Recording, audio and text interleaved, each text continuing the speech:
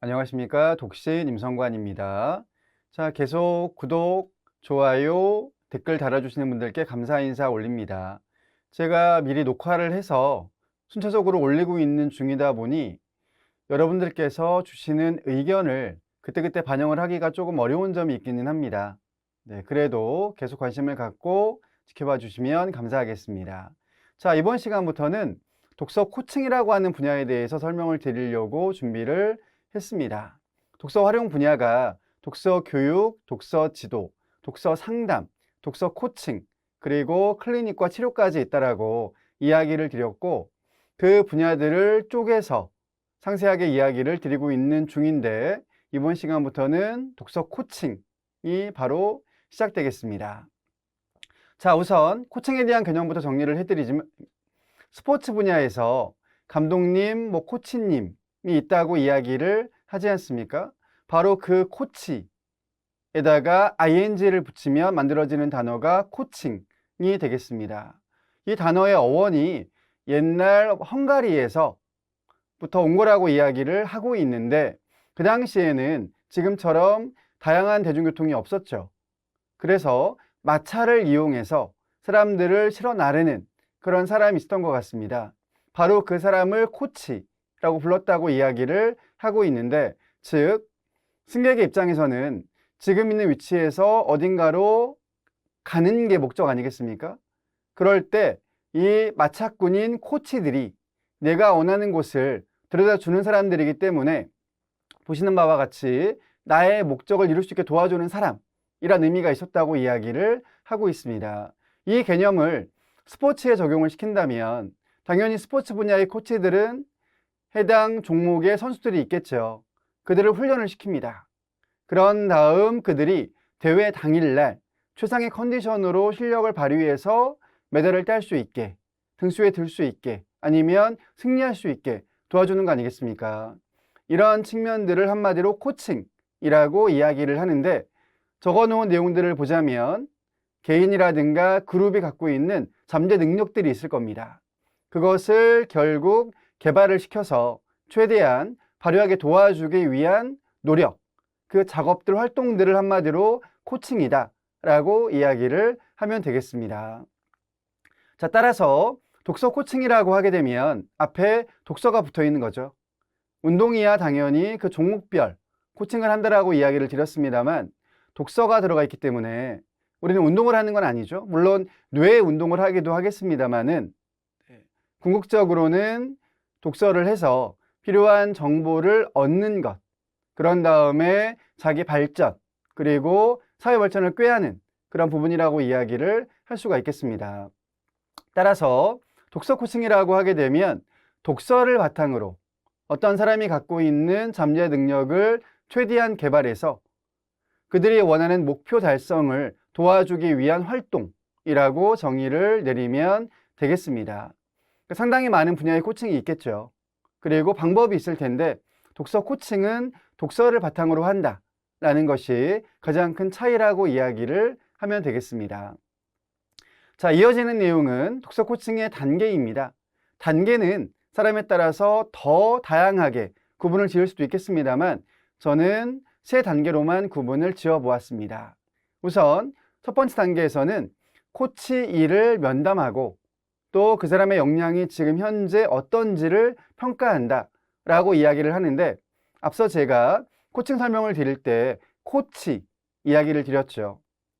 즉 코칭을 해주는 사람, 담당하는 사람, 전문가, 잠재 능력을 일깨워주는 사람은 코치라고 부르고, 그리고 이 코칭을 받는 사람은 코치 2라고 이야기를 합니다. 따라서 코치의 면담은 코칭을 받는 사람에 대한 면담, 그리고 그 사람의 역량이 어떤지에 대한 평가라고 설명을 드리면 되겠습니다.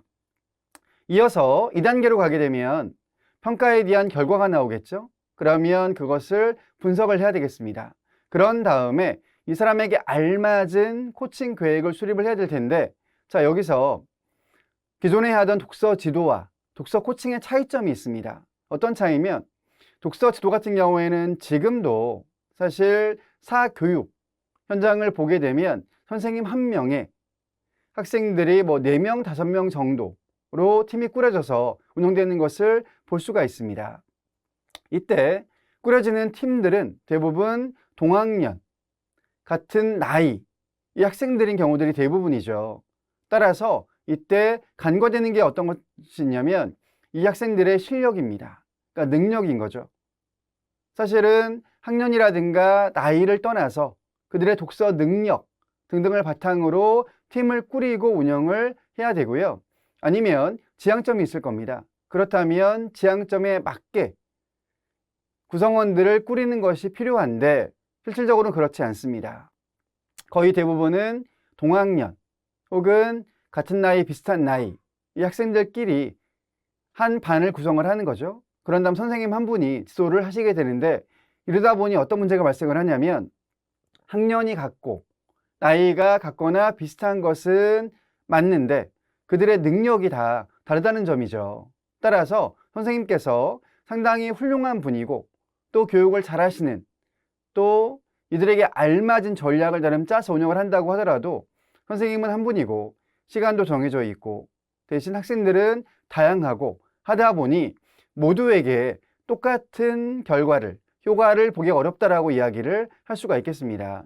그런 부분들에서의 아쉬움이 있는 거죠. 따라서 독서 코칭에서는 그 부분을 보완하기 위해서 기본 전제를 1대1로 한다라고 전제를 할 수가 있겠습니다. 물론 스포츠에도 보게 되면 워낙에 종목이 다양하고 그러다 보니 어떤 종목은 선수 혼자서 경기에 임하지만 어떤 종목은 5명, 10명이 넘어가는 종목들도 있죠. 그런데 이제 거기에 감독님 한 분, 코치 한 분, 이런 경우들도 많습니다.